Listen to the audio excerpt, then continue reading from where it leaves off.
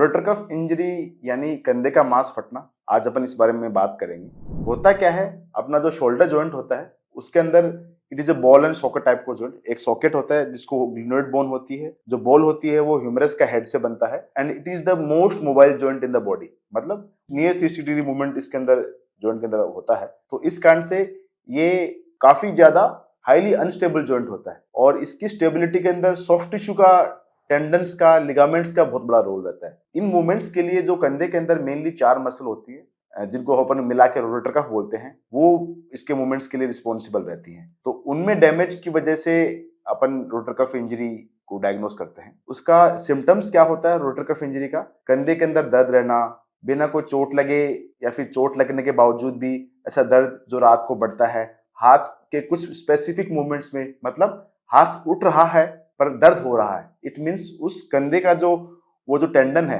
उसके अंदर कहीं ना कहीं इन्फ्लेमेशन है, टेंडनाइटिस है। तो टेंडनाइटिस बिना फटे हुए भी आ सकता है या फिर फटने के बाद यानी टियर के बाद भी आ सकता है। अगर आपको कंधे के अंदर दर्द है तो एक संभावना बनती है कि आपको रोटेटर कफ टियर हो सकता है। रोटेटर कफ टियर के अंदर ये चीज बहुत इंपॉर्टेंट होती है कि आपको लक्षण कितने ज्यादा समय से हैं और कितनी लिमिटेड मूवमेंट है। अगर आपको कंधे का दर्द जो कई महीनों से बना हुआ है तो मोस्ट कॉमनली वो चीज टियर से जुड़ी हुई रहती है, क्योंकि अगर सिंपल सूजन का दर्द होगा तो जनरली कुछ समय में ठीक हो जाना चाहिए। Partial tear, full thickness tear, यानी मांस यदि आधा फटा हुआ होगा तो वो जो पार्ट ऑफ मूवमेंट है वो कंप्लीटली लॉस्ट हो जाएगा। यानी हाथ उठाना चाहेंगे आप तो भी नहीं उठा पाएंगे, कोई दूसरा उस हाथ को उठा देगा पर आप खुद से वो मूवमेंट नहीं कर पाएंगे। तो इसका ये इंडिकेटर होता है कि आपको फुल थिकनेस टियर होने की संभावना ज्यादा है। इसका डायग्नोसिस कैसे करते हैं रोटेटर कफ टियर का? एक तो क्लिनिकल एग्जामिनेशन हम करते हैं। जैसे अगर आप हमारे पास आएंगे तो हम कुछ टेस्ट करेंगे, कुछ मूवमेंट्स चेक करेंगे,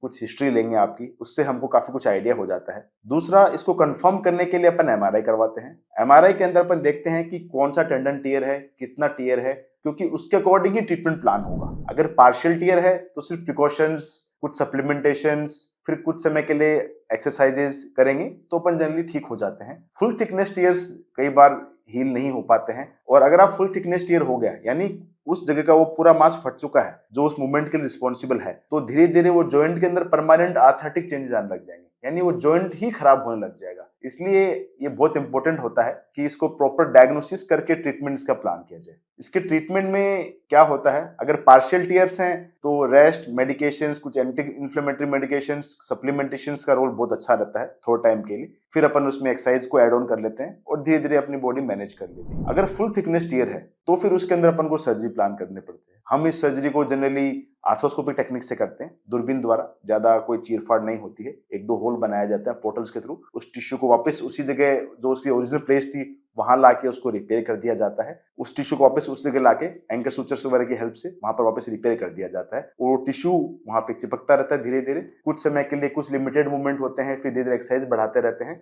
3-4 महीने के अंदर वो टिश्यू वहां पूरी तरह हील हो जाता है और आप रूटीन की तरफ लौट जाते हैं। अगर अपन को फुल थिकनेस टियर है और अपन ने सर्जरी नहीं कराई तो कई बार अपन ऐसी स्थिति में पहुंच जाते हैं जहां वो रिपेयर के लायक ही नहीं रहता। उसको तो हम बोलते हैं इररिपेयरेबल टियर्स, यानी वो मांस फट के इतना अंदर चला गया है, क्योंकि टिश्यू क्या है, इलास्टिक होता है। तो जो ही वो टियर होगा, टियर होते ही it will go inside, it will go in retraction. अगर रिट्रैक्शन बहुत ज्यादा हो गया है तो कई बार अपन उसको पुल बैक नहीं कर पाते हैं, तो फिर उसके अंदर अपन को कुछ अलग तरह की सपोर्ट्स लेने पड़ते हैं या फिर कुछ एडिशनल सर्जरीज करनी पड़ती हैं। तो अगर आपको कंधे के अंदर दर्द है जो लगातार रह रहा है, काफी समय हो गया है, महीने भर से ज्यादा है, 3 हफ्ते से ज्यादा है, और आपको हाथ उठाने में पेन रहता है या हाथ उठ नहीं रहा है, तो आपको इसको डेफिनेटली अपने नियर बाई ऑर्थोपेडिक सर्जन से मिलकर इसको ट्रीटमेंट करवाना चाहिए। मैं डॉक्टर हिमांशु केचर। अगर आपको ऐसी कोई समस्या है हमसे मिल सकते हैं। Thank you so much.